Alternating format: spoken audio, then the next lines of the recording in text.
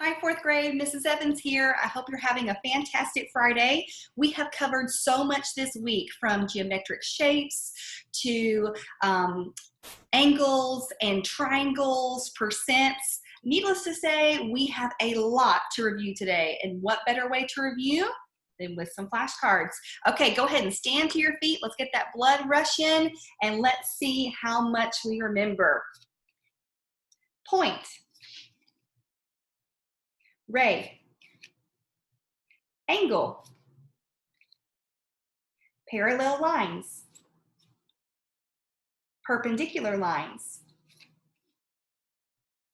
Intersecting lines. Line. Line segment. Point. Nice. Now don't sit down just yet. Let's do some interaction. Okay. When I say point, I want you to give me a fist. Okay, so point. Give me a line segment. So I want you to extend one of your arms and make it a point over here, and the other arm a point over there. I don't know if I can back up to show you anymore. Okay, so this will be our point. This is our line segment. It looks like this. For, let's see, let's do a ray. Let's do a ray. For this one, we're going to let our head be the point. And from that, it'll go on and on and on and on in one direction. So this will be a ray. How about a line? It'll go on in both directions, okay? Can you see my hand out? Make sure your hands are out in both directions. Good. All right. Let's practice with some angles next. Keep on standing. Can you make a right angle with your arms? Good. How about an acute angle? Or this, or that. It just can't be this. How about an obtuse angle?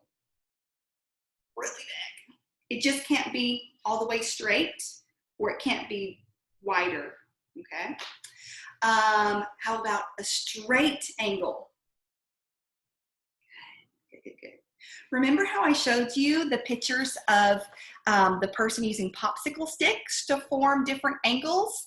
Well, I started thinking, well, what if you didn't have popsicles at your house? What could you use at home to make some different angles or different lines? Well, you could use some markers, like parallel lines, intersecting lines, or you could use some pasta.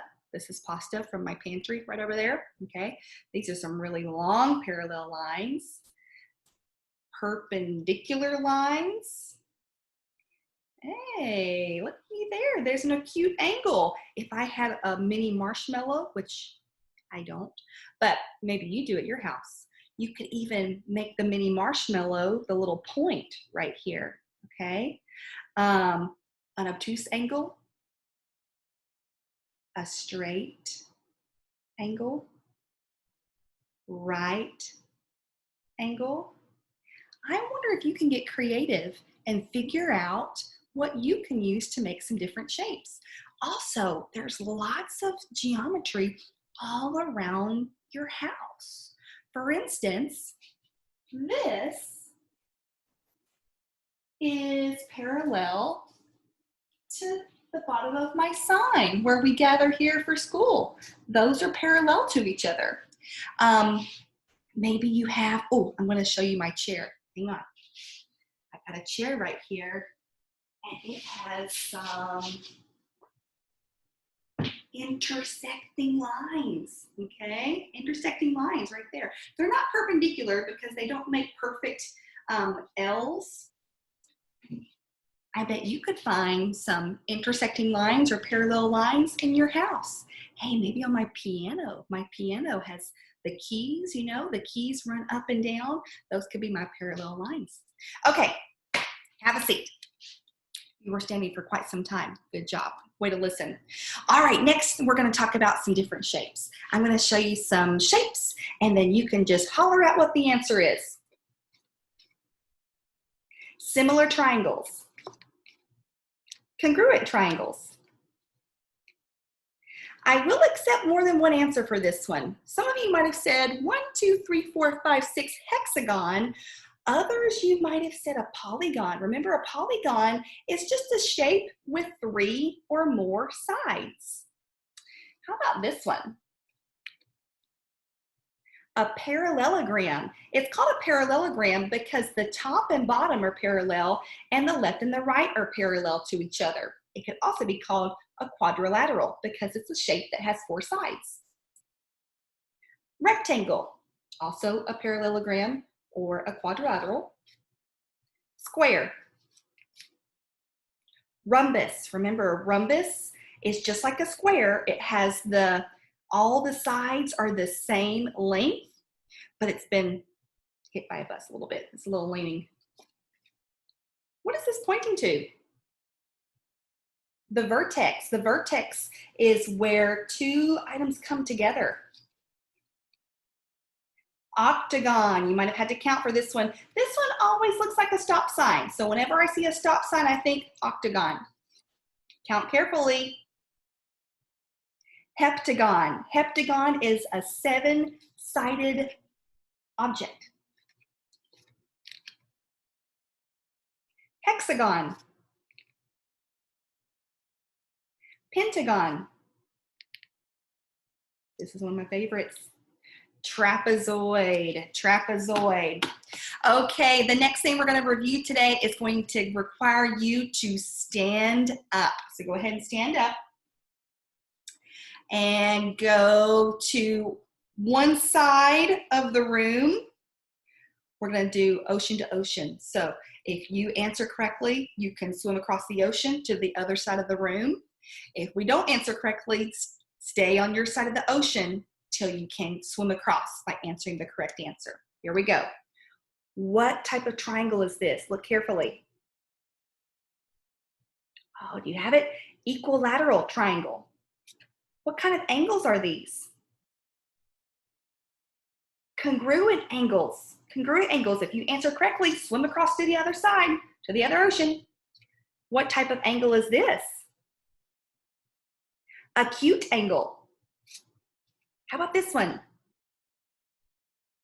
Right angle. Swim across if you answer correctly.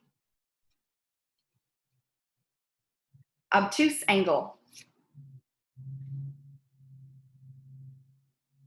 Straight angle. It's still called a straight angle because remember they have the vertex right there. Look carefully. Isosceles triangle. Remember my trick for this is like we have 2 eyes. There are 2 sides that are exactly the same. 2 more. A right triangle. Last one. Equilateral. Equilateral. All right, come back and have a seat. Yesterday we talked about percent. And I was teaching you that for some fractions, actually every fraction has an equal percent, but we were working on memorizing a certain few because if we have those memorized, it's so much easier for us. Kind of like our multiplication tables. Once you have them mastered, it makes your life so much easier. But if you don't have your multiplication facts memorized quickly, oh man, it might take you forever to do some problems. So if we can memorize these, it'll be so much easier for us. So I started out with the ones that reminded me of quarters yesterday. And if we have 3/4, what is that as a percent? 3/4 as a percent is 75%. What is 1/2? 1/2. 1/2 as a percent is 50%. Last one for the quarters. If we have 1/4, what is that as a percent? 25%. Nicely done. Okay, let's move on to the tens. So if we have a fraction that has a denominator with a 10 or with a tenth, if we look at the numerator, it'll tell us how many times to count by 10. Then just stick a percent sign at the end. So if we have 1/10, that's how much? 10%. 90%, 70%, 30%, 10%. Now I'm going to show you the other side. You tell me the fraction. 1/10, 3/10, 7/10, 9/10. Let's move on to our last set of flashcards. Oh my goodness, we've gone over so many flashcards this week. It's awesome. For the last one for percents, we were talking about if the fraction has a 5 within the denominator. If it has a 5 as the denominator, all we have to do is count by 20s, however many times the numerator tells us. So if we have 1/5, we're counting by 21 times, and that percent is 20%. You can kind of see through the other side. My card's not very thick. How about this one? 4/5, count by 24 times, that equals 80%. 3/5, 60%. Last one, 40%. Okay, we have gone over so many flashcards today. Keep on working on those yellow boxes, the past previous pages. Those information, the information in those yellow boxes are going to be super important as we move forward. But don't worry, we're going to keep on practicing them together with our flashcards. I hope you have a fantastic Friday, and I'll see you at 1 o'clock for our class Zoom. Bye.